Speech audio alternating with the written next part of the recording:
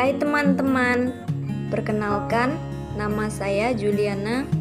Asal saya dari Maung Darat, Kecamatan Ketungau Hilir, Kabupaten Sintang, Provinsi Kalimantan Barat. NIM 1915041485. Program studi Pendidikan Bahasa dan Sastra Indonesia, STKIP Persada Khatulistiwa Sintang. Di sini saya akan menjelaskan pengertian sejarah sastra dan tugas sejarah sastra. Pengertian sejarah sastra merupakan salah satu bagian dari kajian ilmu sastra. Kata sejarah berasal dari bahasa Arab sajarun, yang berarti pohon. Pohon menggambarkan adanya akar, cabang, dan ranting, yang memperlihatkan adanya proses susunan peristiwa secara kronologis. Dengan mempelajari sejarah sastra, akan diperoleh gambaran tentang perjalanan aset budaya suatu bangsa. Karena sastra merupakan salah satu aset bangsa yang berbudaya.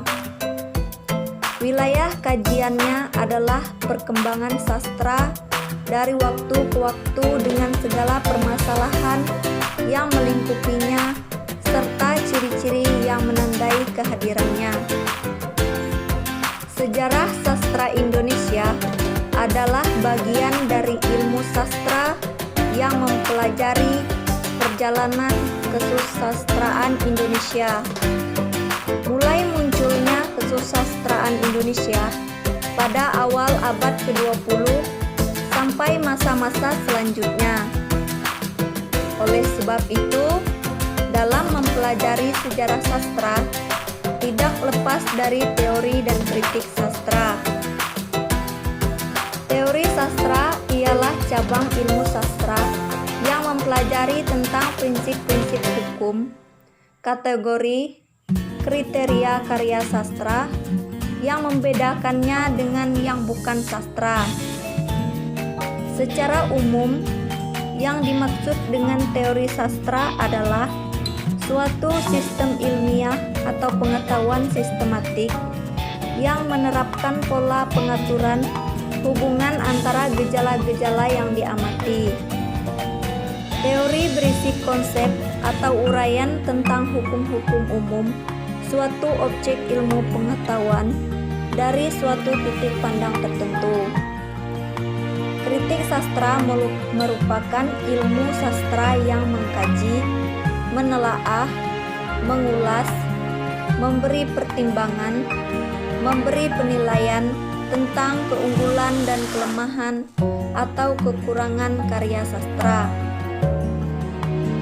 Tugas sejarah sastra bukan hanya sekedar mencatat dan menginventarisasi karya sastra, tetapi tugasnya lebih dari itu.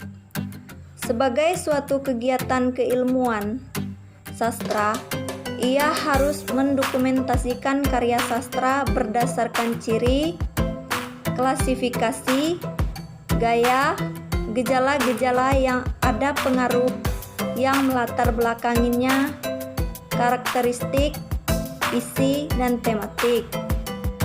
Periode-periode yang memuat karya-karya sastra, masalah lain yang menyangkut masalah sastra.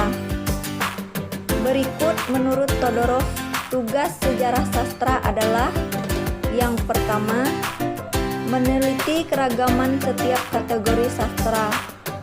Yang kedua, meneliti jenis karya sastra baik secara diakronis maupun sinkronis. Kemudian yang terakhir, menentukan kaidah keragaman peralihan sastra dari satu masa ke masa berikutnya. Oke teman-teman, sekian penjelasan dari saya mengenai pengertian sejarah sastra dan tugas sejarah sastra. Terima kasih.